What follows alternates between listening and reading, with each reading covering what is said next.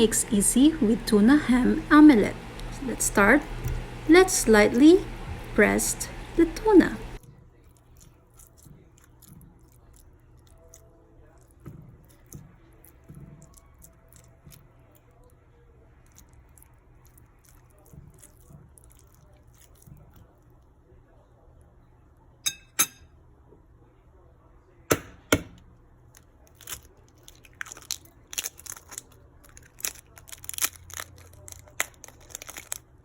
Add the egg on the tuna and stir.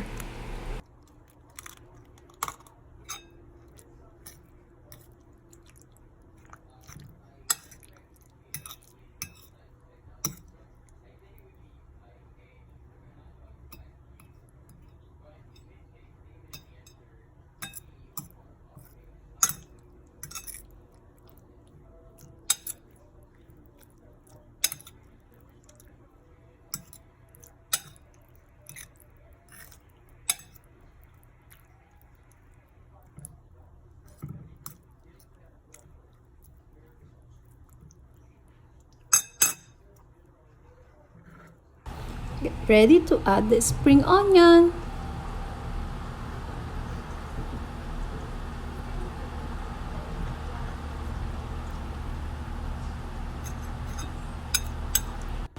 Continue to mix.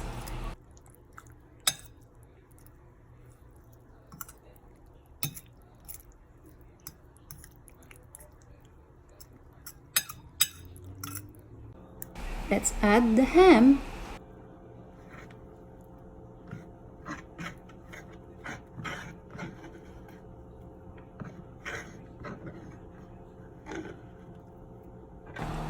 Continue to mix all the ingredients.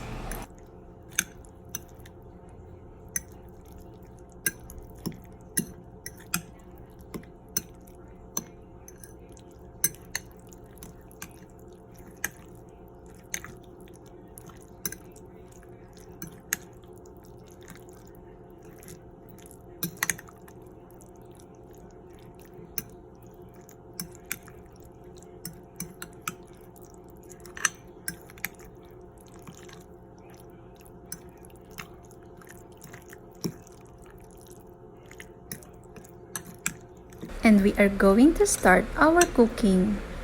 On hot vegetable oil, pour the mixtures.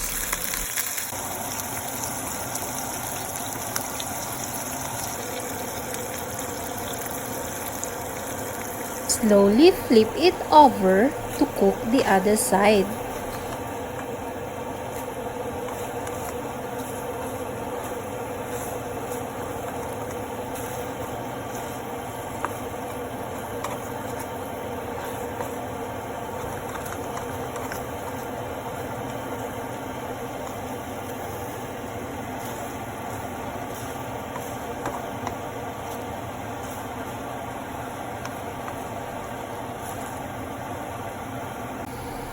That is our easy step for cooking tuna ham omelette.